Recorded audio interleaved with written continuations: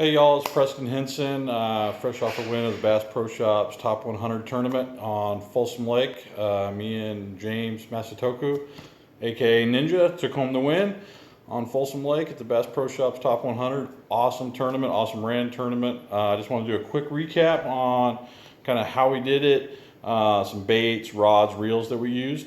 So first off, practice. I got about half a day practice. I went and checked a couple spots, just off history that I know in May that I've done well on.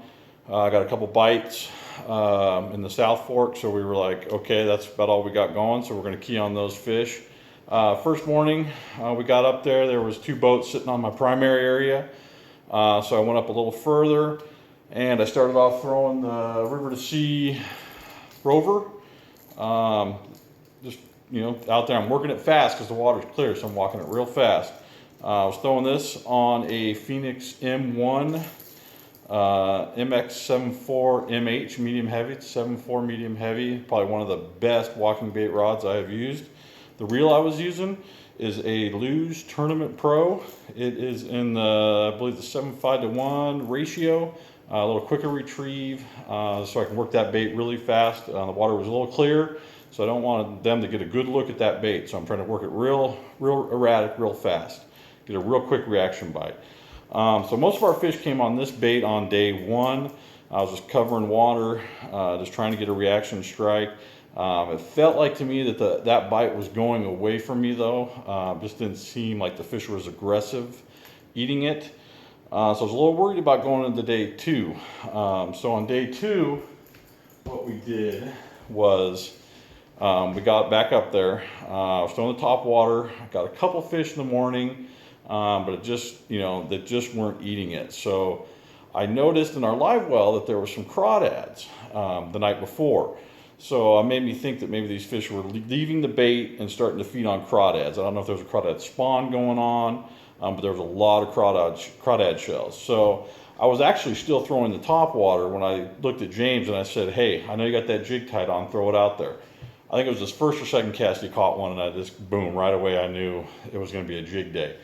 So I picked up the jig, and the jig I was throwing was a Papa Murr jig. I was throwing the heavier one. I believe it's 5/16, almost half ounce.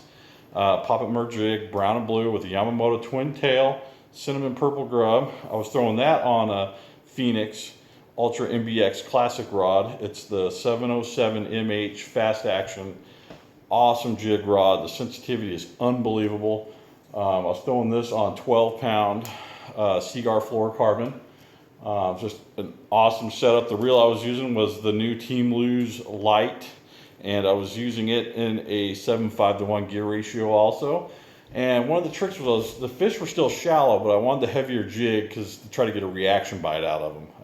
The low light conditions, the fish are still aggressive. So I was throwing a heavier jig and I'd throw it up there. And one of the keys was you didn't want to drag it, you didn't want to barely hop it. I'd pick it way up and let it fall down on slack line, and that's when they'd hit it, almost like a reaction strike. On day two, I mean, this was the key to the tournament. Our win was this bait right here. It just made the huge difference picking up that jig. I can't tell you how awesome it was every morning. The flurries on this jig was unbelievable. I bet you I caught, I don't know if it was day two or day three, 7 or 8 in a row. I mean, it was just poor Ninja back there. He was calling, netting. I mean, poor guy didn't have a chance to fish on day three. I was catching him so fast. But again, those were our key baits, the Papa Murr jig, the River to Sea Rover. That was the key to our win. A couple little tricks I want to show you guys though with a jig where a lot of guys might make a few mistakes, or just some little tips. One of the things you do is when I'm working a jig like that and I want the quick fall and I want the hit and get a reaction strike, I want my jig to flare when it hits. So one of the tricks I do when you want to trim your jig, a lot of people just trim it to the back of the hook. What I do is I flip the jig over so that it falls, the skirt falls over the head.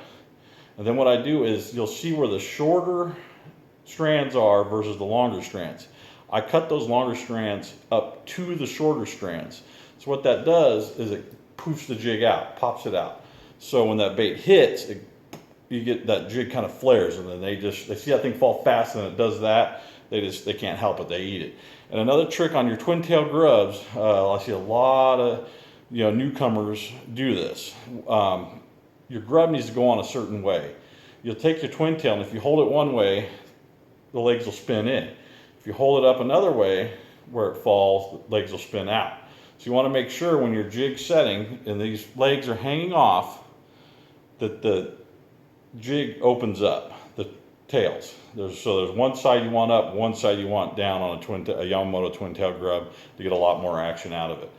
I can't thank everybody. Gosh, just the outpour of congratulations has been unbelievable. I've been trying to get back to all y'all. It was so awesome to win a tournament on the lake I learned to bass fish on. And to do a weigh-in at Bass Pro Shops was just awesome. Vince did a great job running that event.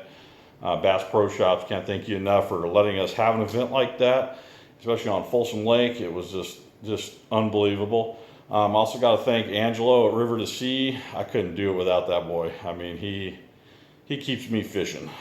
He helps me out. He gets me baits when I need them. I don't fish as much as I used to. Got a 1.5-year-old daughter that I love so much. She takes all my time. And second would be Vince Borges over at Phoenix Rods, another brother of mine. I can't thank him enough. It's just those guys, both those two guys really, really helped me out. And of course, I can't thank Ninja enough, my team partner. Unbelievable guy, unbelievable fisherman, and he kept my head straight. People that know me, I get a little sporadic out there on the water, and he could keep me calm down. So big thanks to my partner James, aka Ninja. And I got to thank Ron Howe at RB Bass. That guy, he's another guy that gets on the phone with me and talks me through things, and another good friend to call. And he runs a great organization at RB Bass. You got to check out their website. And I can't thank y'all again enough. Unbelievable. I still can't get over that I won this thing. And I got to thank Corey Finsky and Marcel Collins. They got second. Two guys that I used to battle it out years ago on Folsom, back 10 plus years ago. It was cool to see them get second. And then the Van Pelt brothers, they fish right next to me every day. And, I can't say enough. They were so courteous. Their courtesy was awesome. I mean, we never had an argument. We worked together. I'd kind of say, I'll be over here, you go over here. We kind of worked that area together. They ended up making a top 10 also. I think they ended up 6th or 7th place in the tournament. Great bunch of guys right there. Can't thank them enough. Without them, yielding a little bit to me on day 3, I don't think I could have caught the bag that me and Ninja caught. So, to you guys, thank you again. And to all y'all, thanks. Hopefully I get back out there and do a lot more fishing. This is a big motivation to kind of lit the fire again, to get back into it hard. We'll just see what my wife says. So thank you guys, and we'll talk to you later.